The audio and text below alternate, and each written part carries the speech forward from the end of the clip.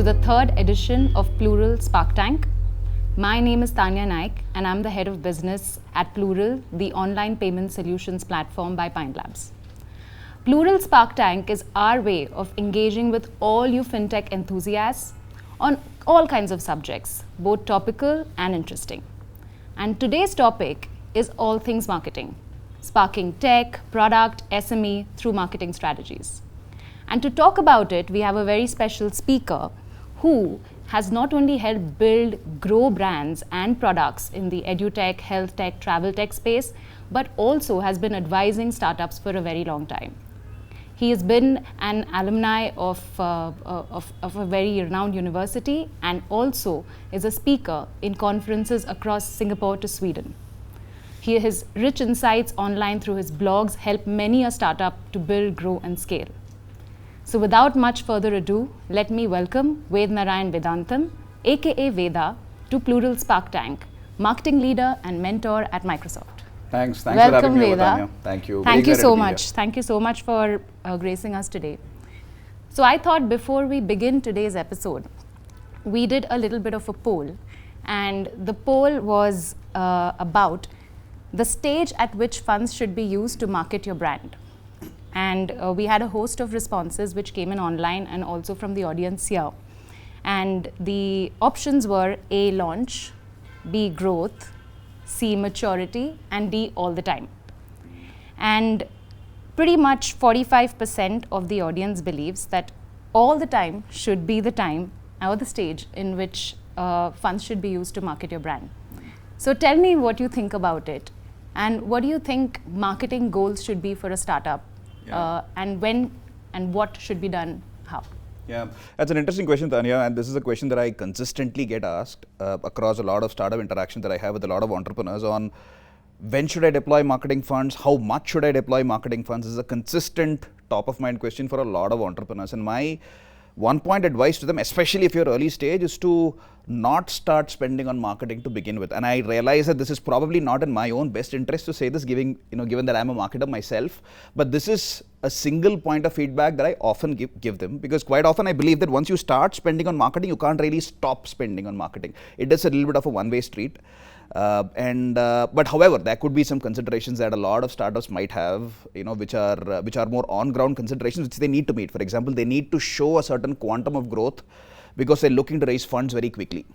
They want to validate some product market fitment assumptions, and they can't wait for organic growth to kick in over a 6, 9, 12 month time frame. Of course, in such cases, what I often tell them is spend enough so that you get your initial critical mass of early adopter leads come into the marketing funnel, after which you shut off spending and try to extract the maximum possible juice for further customer acquisition through your organic channels, and then try to see if you can convert, and your product and your engagement playbooks are strong enough to convert those critical mass of early adopters. And that is usually my one point of feedback. And what constitutes a critical mass, again, is a top of mind question. So what I tell them is spend enough to get critical mass, and that critical mass is defined as being equal to approximately 100 if you're a B2C company. So get 100 early adopter leads, qualified leads, into your funnel, and then shut off your spends at that point.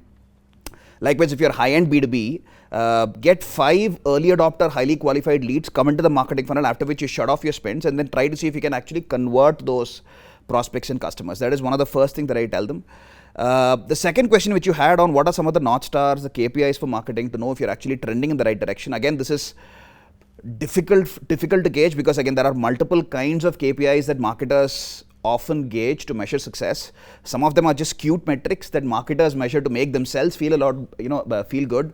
A lot of these aren't very business relevant. Some of these are business centric metrics. But one of the things that I often tell startups is, especially if you've got a runway of say a couple of years or 3 years, and you've got some historical data which you can rely on, is to look at that golden multiple, which is your CLTV to CAC multiple, your customer lifetime value to your cost of customer acquisition. So which means that if I spend $1 in acquiring Tanya as a first-time customer, and if I get at least $3 or $5 in return from that same Tanya over a 3 or a 5 year horizon, then it means that my business is shipshape. It's in robust health. Now, this is a very good metric for a CEO or a board member to feel happy about, to know if I should be investing in this SaaS company, if I should be investing in this company. But if you are a marketer today, you can't just feel happy about the overall Uber CLTV CAC multiple. You've got to go deeper. You've got to measure this multiple at a more granular fashion, at a marketing channel level, at an individual customer segment level, at an individual product level. And this same minimum of a 3 to 5 multiple needs to hold through across all of your channels to know what's working well, what's not. There could be some channels, for example, which are giving you prospects at a very, very cheap acquisition rate, but for all you know, they may not be sticky enough. You might be getting people at $10, but they're just not sticky. They're just not loyal to your brand, loyal to your business. You might be, for all you know, just getting bargain hunters through that particular channel. So you need to look at the multiple, the CLTV CAC multiple, which gives you a more holistic perspective of whether marketing is doing well.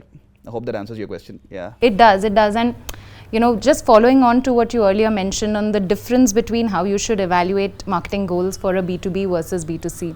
And that's been like a question on top of a lot of people's minds. What is marketing 101 difference between a B2C versus a B2C brand? A B2C versus a B2B. So, I mean, multiple ones. Again, this is a top of mind question that I often hear where people tell me that, listen, Veda, I understand all of the basic digital marketing frameworks conceptually, but I'm not Flipkart, I'm not Amazon, I don't have infinite money, I don't have infinite people resources, I don't have infinite amount of time. Now, if I had to pick one marketing channel as my number one priority, right? How do I pick that? And is there any framework or an approach that I can use to pick that? And of course, marketing is a team sport. All of us recognize that, right? All of the channels work together in conjunction to drive that customer acquisition. But a lot of entrepreneurs ask me if I had to pick one channel and one channel only as my number one priority, how do I do that? Some basic rules of thumb. Now, if you are B2C to begin with, one of the questions, let's say, Tanya, you are an entrepreneur, you've asked me this question. Now, if you're B2C, Tanya, the first question you ask yourself is, are you operating in a mass category or a niche category? Are you a large fish in a small pond, or are you a small fish in a really large pond? Now, there are two ways in which you can answer this question. First is, as an entrepreneur, you have this gut-based instinct that tells you, you know what, I sell t-shirts online, I sell saris online, I'm mass. I conduct mental wellness classes online, I'm niche. Now, as an entrepreneur, you have this gut-based instinct. Obviously, we're talking about digital here, and you need to have a more data-backed, objective way to either validate or challenge this subjective hypothesis that you have. Now, which is where you open up the Google AdWords tool, and within which there is this tool called as the Keyword Planner, which to me provides you the fastest and cheapest market research ever, right? So all you have to do is enter keywords which are relevant to your dhanda, to your business, to your category, enter your target market. Let's assume in this case, Tanya, in your case, which is India, and you look at the quantum of monthly keyword search volumes out there for specific keywords relevant to your dhanda. Buy t-shirts online, buy saris online, etc. Now, it's not a perfect science, it is a part art, but you can assume that if your target market is India or a country which has an equivalent internet population size, if the monthly keyword search volumes are in excess of 20 to 25,000 searches a month, you can assume that the category you're operating in to be fairly mass. If it's less than that, you assume it to be niche. Now, what do you do if you're mass? You make Google search your number one priority, a combination of SEM and SEO. Why is that? Because it's common sense. There is this age-old adage in marketing that you need to be where your customers are. In this case, Tanya, you're lucky enough to be operating in a category where somebody else has done the hard work for you, and user behavior in terms of search patterns is already manifesting on Google search, which is relevant to your business. All you need to do is to piggyback and to ride that wave. Now, what happens if you're not that lucky, right? If you're operating in a niche category, you don't directly run into Facebook's arms.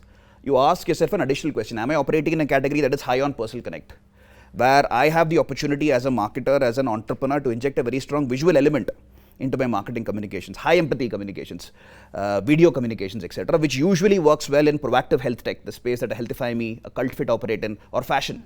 So all of these naturally work well on Facebook because you've got naturally the nature of the category is such that the personal connect is very strong. And I'm ex-Healthify Me myself, and Facebook was the number one ROI driver there for me, and it was a huge culture shock when I had first joined Healthify Me, because in all of my previous organizations, it was primarily Google search, which was the ROI driver. Facebook was more of a quote-unquote brand channel with very flaky ROI attribution. But here, Facebook was the ROI driver and Google search was a distant second. And this was the reason, because Healthify Me is about losing weight. It's about discovering healthier and fitter versions of yourself, which is as close to the personal identity of an individual as it can get, which is why Facebook did well. Now, there is a third category, of course, where let's say you're extremely unlucky. You operate in what I like to call the double whammy category, where you are not mass, you're niche, you don't have enough people searching for you, searching for core keywords relevant to your category on Google search. And to make matters worse, you're not operating in a category which is very high on emotional connect. Sure. So what do? At Razorpay, for example, my alma mater, we had a very similar problem statement, wherein we were essentially selling to startup business owners, SMBs, B2B payment platform, etc. Not a lot of keyword search volumes on Google search. We're not peer-to-peer payments, right? It's a B2B payments platform, very similar to you, right? And not a lot of keyword search volumes on Google, which we could piggyback on. So what we did was, and of course, it's not a high emotional connect category. With all due respect, both to Plural and to Razorpay, the target persona entrepreneur doesn't wake up in the morning and get excited that I'm going to start using a payments product, right? So emotional connect, yeah. So emotional connect is low. So what do? So in this case, we made SEO a conscious focus for us, and we tried to create content on keyword buckets which were slightly neighboring to the category that we were operating in, which even if they were not immediately relevant to Razorpay's business, they were extremely relevant to the prospective customer, which is the entrepreneur. We fixated on 3 areas: digital literacy, financial literacy, and compliance. So digital literacy, under digital literacy, we look at, how do I build my digital brand presence? How do I use social media to build my brand presence? Under financial literacy, a lot of tech entrepreneurs come in. How do I read a P&L and a balance sheet? They've got no clue. How do I navigate GST and compliance under the compliance space? Now you might ask, what is the relevance for a lot of these content pieces that you're looking to create for these keyword pools to Razorpay's business? Not so much. But what is the relevance to the entrepreneur, the target customer persona? A lot. And more importantly, the kind of keyword search volumes for these kinds of keywords are significantly larger than the kind of keyword search volumes for core dhanda-centric, payment gateway, B2B payments, those kinds of keyword pools. Of course, you've got to create content there. That's a bread and butter. But we also tried to create content on these spaces, which gave the brand exposure to a larger eyeball universe. We could get them in, engage, nurture them over a period of time. Of course, they wouldn't be the most high intent prospects coming in who have a very immediate need for purchasing a payments product from you. But these are still people who are relevant. These are still prospective entrepreneurs, current entrepreneurs. You've just caught them at a different point in their life cycle journey. They're not necessarily looking for a payments product, but they're looking for something which will help them in their overall digitization journey. And that's how we went about building the brand there. Now, what happens if you're B2B? A lot of these are especially more applicable if you're B2C. And of course, a quick disclaimer here. If you are a startup which is speaking to the SMB and the startup persona, which is what we were doing back at Razorpay and which you do here as well at Plural. SMB and startup is a little bit of a strange beast. It's neither high-end B2B, which is very, very straight-jacketed, nor is it completely Swiggy, Zomato style B2C, right, which is the other end of the spectrum. But the marketing and growth playbooks you need for being successful are closer to the B2C end of the spectrum than to B2B. So that's something for you to keep in mind. So even though I did say B2C, if you are a startup or if you're a company which is speaking to the SMB and the startup persona, you could still follow these playbooks, which is what we did at Razorpay. Now, the other point, if you're B2B, what happens? If you're B2B, again, multiple points come into play. If you are speaking to a set of accounts where the key, there are two personae who matter if you're B2B, right? The decision maker and the influencer. If the key decision maker personae and the influencer personae are white collar professionals, fairly active on social media, make LinkedIn a focus. For example, at Healthify Me, we also had a huge corporate wellness program where we sold to essentially HR leaders on employee wellness, employee engagement solutions. So the key persona there was the CHRO, Chief Human Resource Officer, or a director of HR and above, or a CXO, even if they were outside of HR, who had the ability to influence these decisions. All of these people are active on LinkedIn. So LinkedIn became the de facto choice. And of course, in some cases, digital does not have to be the answer. I've consulted, mentored quite a few startups in the edtech space which sell to schools, where the school principal is the primary decision maker. Unfortunately, not a lot of school principals are there on LinkedIn in India. And of course, you could still use YouTube and Facebook to go after them, but you're going after a very niche audience set by using a very massy platform, so your ROI is not going to be very good. So which is why in such cases, I don't even recommend digital being a solution there. You look at a more high-touch acquisition channel like an event, where you onboard these prospects and then you have this white glove treatment that you provide them, serenade them, wine and dine, and then you engage, nurture them for eventual conversion. The other option, of course, is channel partnerships. Work with a channel partner who's been there, done that, who already has the network established with these prospects, because these are high sales cycle, high-end B2B, long sales cycle engagements. These take 6, 9, 12 months to close. Work with a partner who already has the network established. See if you can bundle your offering along with theirs with a revenue share arrangement. That's what I typically recommend. No, that's super helpful, and I was just sort of connecting the dots to the way I also saw some of the journey that pretty much you went through in your previous stint, and you had a really successful stint at Razorpay as the SME head as well. And there, interestingly, you had a combination of marketing plus business, both working with you, and obviously. I know how tough it is to don those multiple hats, and as business grows, your marketing strategy changes as well. Tell me how you sort of went about drawing out your marketing plan and your product roadmap, because I'm pretty sure that would have had a huge influence on the way what came next from a product perspective, and therefore what should be marketed next to your persona. So how do you go about charting out your plan? Yeah, that's very interesting question, Tanya. And obviously at Razorpay, we went through an entire roller coaster journey across both of the COVID years. We often had this saying that it's been like sitting inside of a time machine, and the kind of change that you might have seen over a 5-year horizon in terms of the target customers' levels of adoption towards the digital landscape, if not for the pandemic, is what you actually saw over a 2-year horizon, a compressed 2-year horizon. And we saw quite a lot of changes happening to the target customer persona itself in terms of the SMB and the startup entrepreneur persona.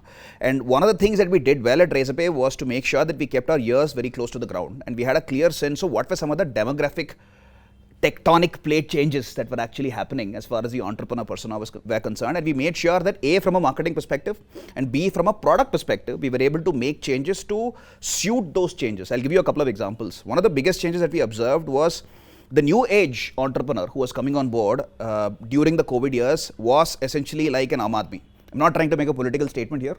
Was really like an Aam Aadmi, because they were not like Shashank Kumar and a Harshil Mathur who started Razorpay back in 2014, or a Sachin and Binny Bansal who started Flipkart around a couple of years earlier, who understood A, the importance of digital and tech, and B, the nuts and bolts and the inner workings of the technology stack. The new age entrepreneur understood the importance of digital, but they didn't care about, and nor did they understand, nor did they care about the nuts and bolts of the technology stack that powered the digital platform. They just wanted to do what they did best, which was on running their business, running their dhanda. So they were looking for a lot of these low code or no code platforms which could help fast track their digital entrepreneurship journey. They really did not care about coding. They didn't know coding in a lot of cases. In a lot of cases, they couldn't afford to have a developer on standby, which is why even more than payment gateway, a lot of our no code products like a payment link, a payment page, a payment button, they started doing a lot better, and they achieved a lot more resonance with target customers. So we made sure that we launched these products which essentially lowered the inertia barrier for the new wave of prospects who were coming in, who were embracing digital. And that was a big, one of the big success recipes, for us back at Razorpay. The second one, which was also very interesting, was during our entire 2-year growth period, we hardly increased our sales team's size, right? At least I'm just talking about the SME and the startup business. It was all because our self-serve engine was so strong. And that again is an extremely critical component of any startup's growth story. I've been a part of startups before which couldn't scale enough. They always hit that glass ceiling for growth, because their growth was completely and totally dependent on the sales team size. And there are only so many salespeople you can hire, right? But here, one of the important things that we had was we had an extremely strong self-serve engine which used to hum like a Rolls Royce, which made sure that people could just convert through marketing and product alone. And we used to deploy sales resources in a more productive fashion, in a more optimum fashion, by having a lead scoring, so that they spend their time more wisely with leads which had a very strong probability of conversion. These to me were, amongst others, some of the critical elements of our success recipe. No, and the success is out there for many to see, and in personally as part of your success too. Yeah. But tell me something. I mean, you've seen both, right? You've been a product person, you've been a product marketer, and hardcore marketing as well. Tell us about the differences, and lines pretty much get blurred when you're starting up, right? Everybody's doing everything, but what's really the difference between product marketing and marketing in your view? I mean, product marketing to me essentially serves the role of being that bridge or that glue between product, business strategy, and marketing. And this is especially more applicable in a B2B context. And we had a whole bunch of product marketers, extremely talented product marketers at Razorpay as well. And like I'm sure you have at Plural. Their role was essentially twofold. One is to make sure that they developed a very strong execution playbook for marketers to execute against, because like I said, you have a very nuanced product offering. Not in all cases would all products be applicable for all segments. So making sure that you've got this very strong mapping of specific products and specific features which need to speak to specific customer segments, and giving that execution playbook to marketing, that was an essential part of their toolkit. Their second part of their toolkit was in terms of sales enablement and evangelization of new product launches to sales, to make sure that obviously sales being sales, they would typically give priority for the legacy products, right? They would not necessarily or they would not necessarily be incentivized to talk about this new shiny object, which is the new product, which might be the product manager's baby, or the product marketers maybe, but the sales folks don't really care about it. How do you make sure that you evangelize and take care of the internal GTM for a new product launch, not just with sales, also with marketing, getting the marketing team's attention and mind space to make sure that they also market and give enough cover fire for the salespeople, the foot soldiers as I like to call it, to actually go in for the kill. These are some of the critical roles that a product marketer plays. Oh, no, great points. And let me switch up, maybe the topics a bit. And we obviously spoke about the startup revolution, everything that transpired in the last 2 years has been like, step improvement in the number of entrepreneurs that have also started out, right? So, and a huge part of that is the D2C revolution. Yeah. If you were to advise product managers today to build products for the D2C space in the user persona and the segment that they cater to, what would your advice be? Before I give the actual advice, I'll talk about a specific incident that actually happened back during my Razorpay time, where we had this partnership going with one of India's largest e-commerce marketplaces. There are only 2 of them. It was with one of the largest, so you have a 50% chance of guessing this right. And as part of that, we had this webinar that we were conducting to a lot of the sellers who are selling on their marketplace, and sellers from India, a lot of essentially entrepreneurs, right, SME business owners. And the webinar, I was speaking in that webinar, I was in full flow just like this. And in the middle of the webinar, one of the one of the gentlemen there just stood up and stopped me and said, "Sir, jo bhi bol rahe ho, Hindi mein boliye, kuch samajh nahi aa rahi." Yeah. Right? And I had to stop and I had to continue the rest of the webinar in my broken South Indian Hindi. And that the point that I wanted to make is, especially if you're looking to build a product which appeals to, or either if you're looking to build a D2C brand yourself, or if you're looking to build a product that appeals to D2C entrepreneurs, make sure that local vernacular is a critical component of your overall playbook. That's number one. The second point that I also wanted to make, which again attests to the kind of D2C explosion that we have seen, is in this webinar itself, I saw quite a few entrepreneurs who were actually selling on the marketplace and they were making good money, right? They were making a lakh, a couple of lakhs, some people more than 5 lakhs a month, but they still were not satisfied. They wanted to disintermediate. They wanted to build their own brand. They wanted to control the entire customer life cycle from discovery right down to fulfillment. They wanted to go direct to consumer, which again talks about the kind of growth that D2C has seen, especially in the last couple of years. And we've seen that at close quarters back at Razorpay as well, right? Of all the categories that boomed, D2C was the one which boomed the highest in the last couple of years or so, in terms of rate of growth. No, and I just segueing from there to regional expansion of these brands, right? And it's a very important part of growth for many companies to go regional. But obviously there isn't enough information available or research available to know about the product services that that particular region really aspires to buy or buys. And India again is like an amalgamation of 1,000 Indias, right? So because of the paucity of material, many brands or companies go with their own intuition or their own research, which may end up flowing some of the ways that they could have entered from a marketing strategy perspective. What do you think are the best ways to go regional for brands today? So I have this saying that when in doubt, trust in Google Baba, right? And in Google search in India has almost a 99.99999% market share. So if you want to do any kind of market research, you want a clear sense of specific market trends, what are customers searching for, where is the market going, where is the market trending, look at Google keyword search. And you could do this in multiple ways. You open up the keyword planner within Google AdWords, like what I mentioned at the start of our conversation, or you open up, there are multiple SEM analytics tools, keyword research tools, right? You've got SEMrush, you've got Ahrefs, you've got SEO Moz. Leverage the rich keyword insights from a lot of these tools, and you can also hyper target this, right? So make sure that for a specific geography, what are the kind of keyword search patterns out there? You can get a clear sense of that. At least as far as the browser world is concerned, it may not give you search trends from the app ecosystem, but at least as far as the browser keyword search universe is concerned, you'll get a very clear pulse of what is it that customers are really searching for, and then you can tailor and structure your products around that. To me, that is, like I said, the fastest and cheapest keyword research ever. You don't have to waste your time with expensive, long-drawn, research agencies, which takes 6 months to actually give you a result. Just rely on keyword research. That is like a data gold mine waiting for you to tap into. Yeah, I mean, I wouldn't have thought it would have been such a simple answer, but yeah, no, great to hear. And that I'd really want to move on to my last question before we switch to the audience, who I'm sure have tons to ask of you also. But tell us about what marketing toolkit means to you. What is your marketing toolkit? And if you could just help crystal ball gaze for us in the next 5 years, what would be the most relevant, important marketing strategies to go after? I mean, this is especially more applicable today, given that most organizations are looking to optimize their marketing spends and are looking to conserve cash. And one of the biggest cash outlays for any company is marketing, apart from people cost, right? So all organizations are looking to cut costs and make sure that their marketing dollars are being more optimally deployed. I often joke that when a CEO looks at a salesperson, they see that person as a person who brings in the money. When a CEO sees the marketer, they see the marketer as a person who ends up spending their money. So it is going to get tough if you are a marketer. So make sure that there are 2-3 things you have a clear sense on. To me, the first thing is, a wise man once said, an engaged customer is 5 times as valuable as a fresh acquisition. A lot of people, when they think of marketing, think about that glamorous new campaign that they launch, which will bring in like tons of new customers. It's not just about that. It's also about engagement and nurture of the existing prospects who've already entered your funnel. What can you do with them? How can you make sure that they stay engaged and they convert into paying customers? How can you reduce the sales life cycle? That to me is a critical component. Make sure that you focus on that. And as part of a startup's marketer's toolkit, having a very strong marketing automation platform in place, which can automate and orchestrate this entire engagement and nurture life cycle, is going to be extremely essential.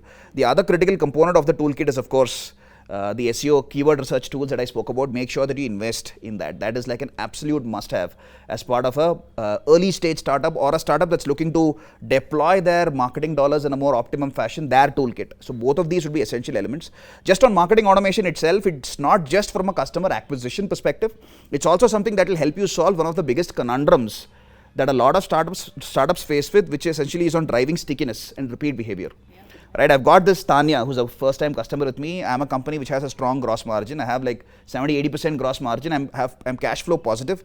But if Tanya doesn't repeat transact with me and she disappears, never to come back for the next 2-3 years, I've got a problem. VCs won't touch me with a barge pole because I'll be inherently risky, because my customers are coming in through one door, leaving through the other, never to stick around, which means I'm always dependent on new customer acquisitions for my month-on-month growth. And we had this very similar problem statement in one of my earlier organizations, which today is one of the world's leading edtech companies.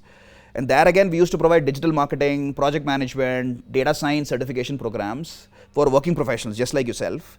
And the problem was, if I've just convinced Tanya to spend, and the ASPs, average selling price, of fairly high, $20,000, which is pretty high in the Indian context. If I've just convinced Tanya to spend $20,000 of her hard-earned money in a digital marketing certification program, it's going to be a pretty difficult conversation for me to convince her to spend another $20,000 in another certification program. So we pivoted the brand around the narrative of a learning path. So I would essentially tell Tanya, I'm not just your training provider, I'm here as your career partner. And here's your bespoke learning path, Tanya. And you're here at the base of this mountain. You want to get to this aspirational peak, which is the CMO role if you're in the marketing track. And for getting there, you need to go to Basecamp's ABC, which are 2-3 other courses before you get to that peak. Essentially a bundled offer, if you think about it. But we pitched, packaged, and sold it as a learning path. And we specifically used engagement and nurture lifecycle communications via a marketing automation platform, targeting existing customers, the company's alumni who had already graduated out of their ranks, first-time customers, to make sure that they repeat transacted with the platform. So from virtually nothing, zero contribution to month-on-month revenues, we pushed the envelope just by targeting existing customers without spending anything on marketing. We moved that contribution to 15%. Without acquiring a single new customer. 15% completely ground up incremental addition to month-on-month revenues, completely driven by marketing, by targeting existing customers only.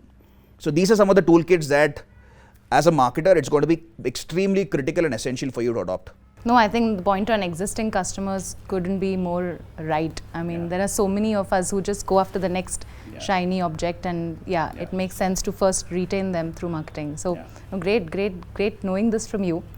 So what we'll do next, Veda, is that we have a bunch of folks in the audience, and they, I believe, have a lot of questions to ask of you. So maybe we can start with you first. Yes. Hey Veda, my name is Pete. Firstly, great chat, Veda and Tanya. Really useful nuggets for all of us. My question is, over the last few years, we've seen community as a really important marketing strategy that's come out, and we've had a lot of great examples of B2C brands leverage this really well. Do you think this is relevant in the B2B space as well? If yes, are there any good success or mental models that you've seen for this? Yeah, I mean, both in B2C and in B2B, I think community building is a very useful way for you to build a captive social media capital, which you can tap into at some point in the future. And this is applicable both across B2C and across B2B. For example, in my current organization at Microsoft, we manage multiple communities of developers, for example, multiple communities of various personae that matter, various IT decision maker communities, right? CDOs, CISOs, etc. Absolutely relevant because it builds a lot of brand salience towards your brand over a period of time.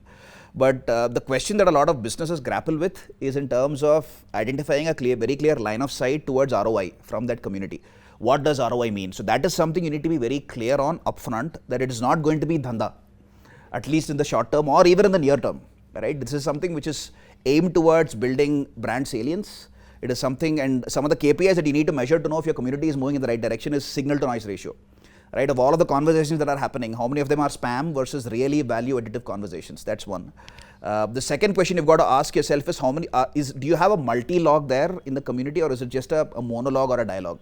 Is it just the brand talking and everybody listening, or the moderator talking and everybody listening, or are there just passive listeners, or are there active contributors in the community? What is the percentage of active contributors in a community? That to me is one of the key indicators of a thriving community.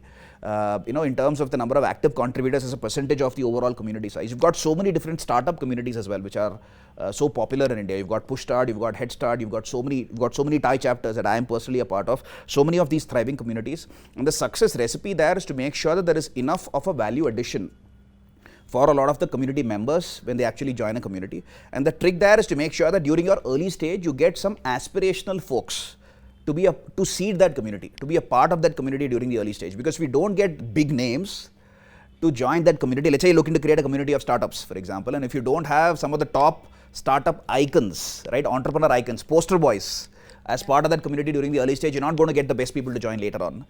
So that's something again which you need to be cognizant of. Hope that helps. Yep. Awesome. Thank you. We have one more question there. Hi Veda, Jagdish here. I'm a product marketing manager.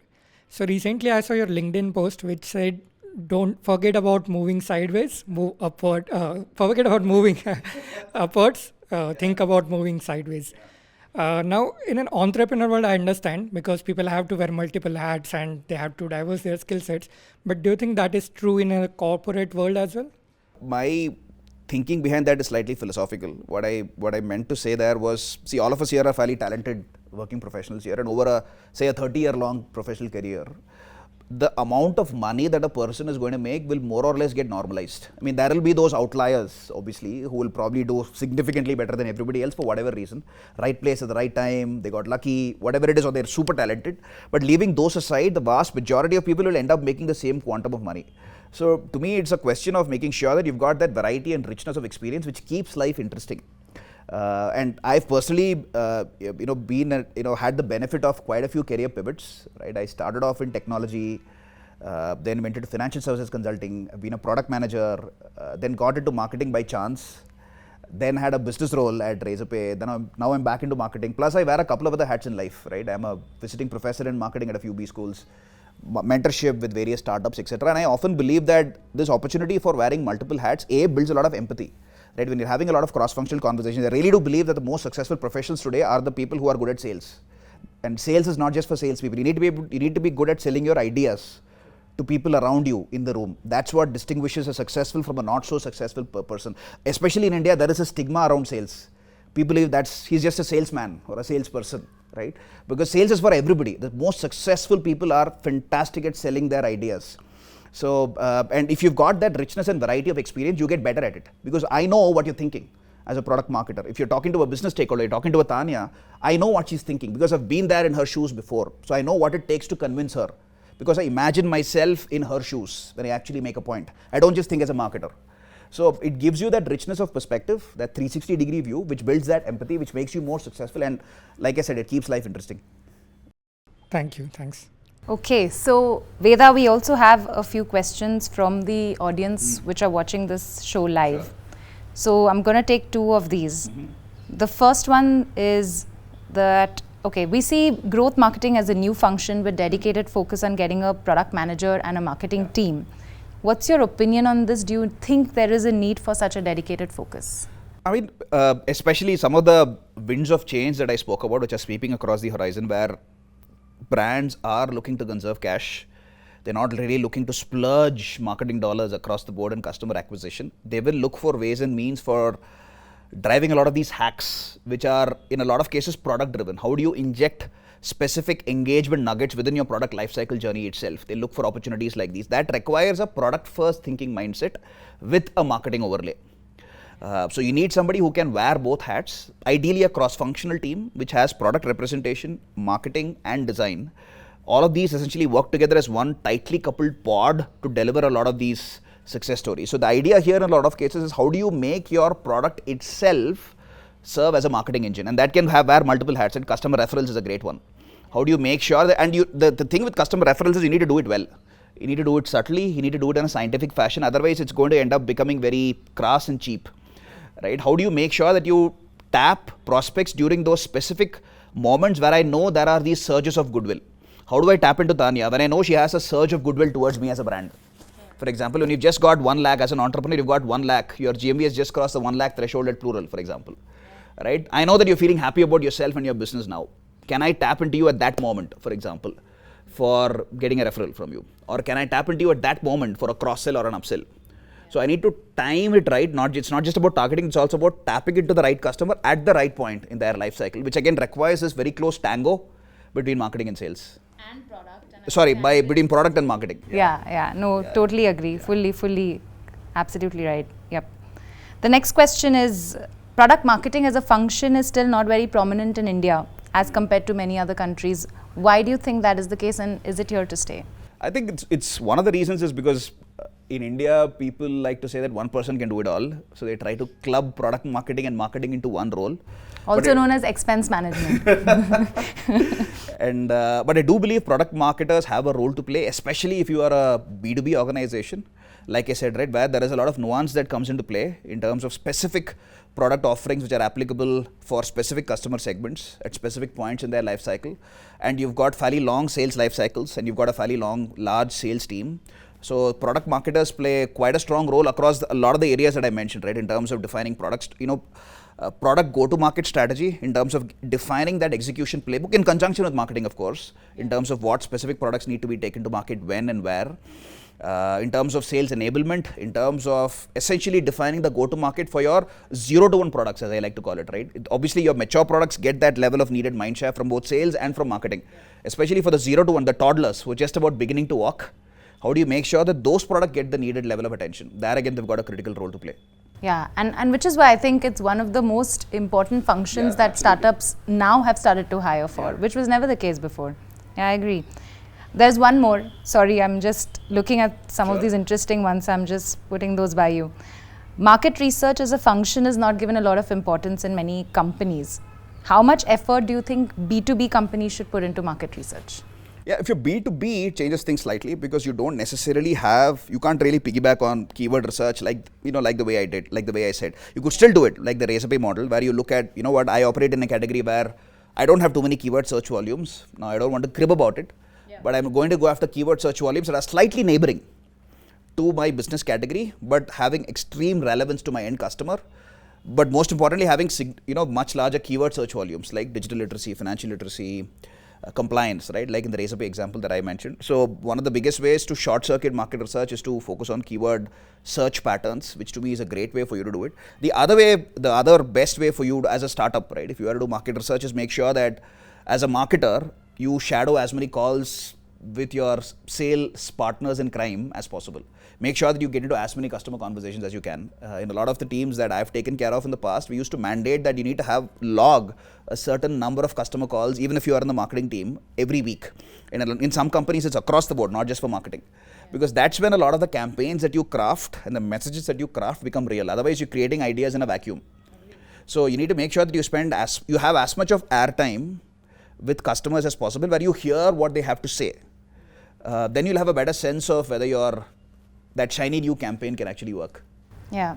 I mean, how was your experience? I mean, you mentioned that you did this in edutech and health tech and very different industries, of course. But what was your experience with market research? Did you really rely on that? Or it was just keyword? Market research, like I said, the traditional way of market research is to deploy a market research agency which does a statistical sampling you have both digital arms of research which you can run via a Google or a Facebook, plus you can also complement, augment, amplify that with a lot of on-ground research as well, where a lot of these research agencies do this level of statistical sampling. They go door to door and they get this done. This takes time. Personally, not a big fan. I believe that you've got enough and more digital toolkits to short circuit the whole process. You've got keyword research, plus if I do want to run, everybody's digital now anyway.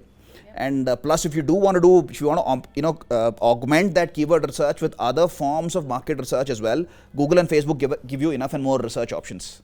No, agree, for sure. Okay, there's one more.